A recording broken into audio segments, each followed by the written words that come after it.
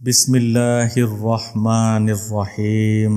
حضرت ابو بکر صدیق رضی اللہ تعالی عنہ اور حضرت عمر رضی اللہ تعالی عنہ سے روایت ہے، آقا کریم صلی اللہ علیہ وسلم ارشاد فرماتے ہیں کہ کیا میں تمہیں ایک ایسا وظیفہ نہ بتاؤں جو اللہ تبارک و تعالی نے حضرت موسیٰ علیہ السلام کو دیا تھا، اور جس وقت بھی حضرت موسیٰ علیہ السلام کسی چیز کی چاہت کرتے یا ان کو ضرورت پیش آتی تو وہ یہ کلمات پڑھ کر اللہ تعالی سے حاجت طلب کرتے، اور پھر اللہ تعالی ان کلمات کے صدقے حضرت موسیٰ علیہ السلام کی تمام خواہشات کو قبول فرما لیتے۔ تو صحابہ کرام رضوان اللہ علیہم اجمعین نے عرض کی کہ یا نبی اللہ، وہ کلمات کون سے ہیں؟ تو اللہ تبارک و تعالی نے حضرت موسیٰ علیہ السلام کو عطا کیے۔ تو آقا کریم صلی اللہ علیہ وسلم نے جو کلمات صحابہ کرام کو بتائے، وہ کلمات آج میں آپ کو بتانے جا رہا ہوں۔ کوشش کریں کہ ویڈیو کو آخر تک پورا دیکھیں۔ میں آپ کو اس وظیفے کی تمام ترتیب بھی بتاؤں گا،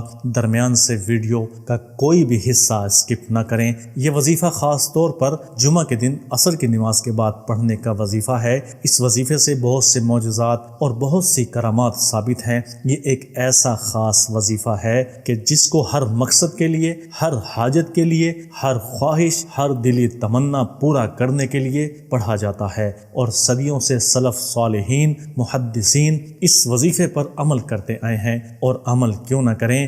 یہ آقا علیہ السلام کا بتایا ہوا وظیفہ ہے، اور صحابہ کرام نے اس وظیفے پر عمل کیا۔ یہ وظیفہ اپنے آپ میں ایک معجزے سے کم نہیں ہے، کیونکہ اس عمل کے ذریعے اللہ تعالی کی خوشنودی حاصل ہو جاتی ہے، اور اللہ تعالی کی رضا اس انسان کو مل جاتی ہے جو انسان یہ وظیفہ کرتا ہے۔ اور جس انسان کو اللہ تعالی کی خوشنودی اور رضا حاصل ہو جائے، وہ انسان کے لیے معجزے سے کم نہیں۔ اس وظیفے کو جمعے کے دن ہی کرنے کو کیوں کہا گیا؟ کیونکہ یہ دن عظمت والا دن ہے۔ اس دن کو اللہ تعالی نے تمام دنوں پر فوقیت دی ہے۔ یہ دن تمام بقایا دنوں سے افضل ہے۔ یہ بہت ہی آسان سے کلمات ہیں جو اللہ تعالی نے حضرت موسیٰ علیہ السلام کو سکھائے تھے، اور حضرت موسیٰ علیہ السلام جب بھی کسی چیز کی خواہش کرتے تو یہ کلمات پڑھ کر اللہ تعالی سے دعا مانگتے۔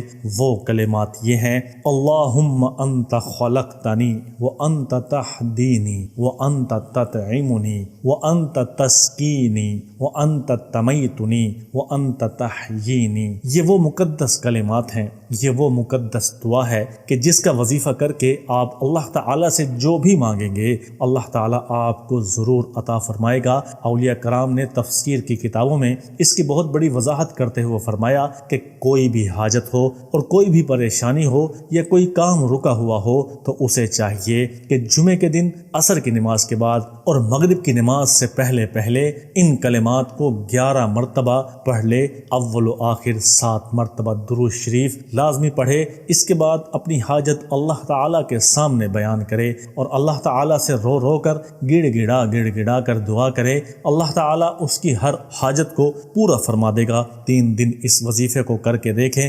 انشاءاللہ آپ کو اس کے بعد کسی وظیفے کی بھی کرنے کی نوبت نہیں آئے گی۔ اگر پھر بھی آپ اس وظیفے کو مزید کرنا چاہتے ہیں تو 41 دن اس وظیفے کو کر سکتے ہیں۔ ان اہم کلمات کو اپنے جاننے والوں، دوستوں اور عزیزوں کے ساتھ لازمی شیئر کریں، تاکہ وہ بھی ان کلمات کے وسیلے سے اللہ تعالیٰ کی خوشنودی اور رضا حاصل کر سکیں اور دنیا و جہان کی فلاح پائیں۔ دعاؤں میں یاد رکھیے گا۔ اللہ حافظ۔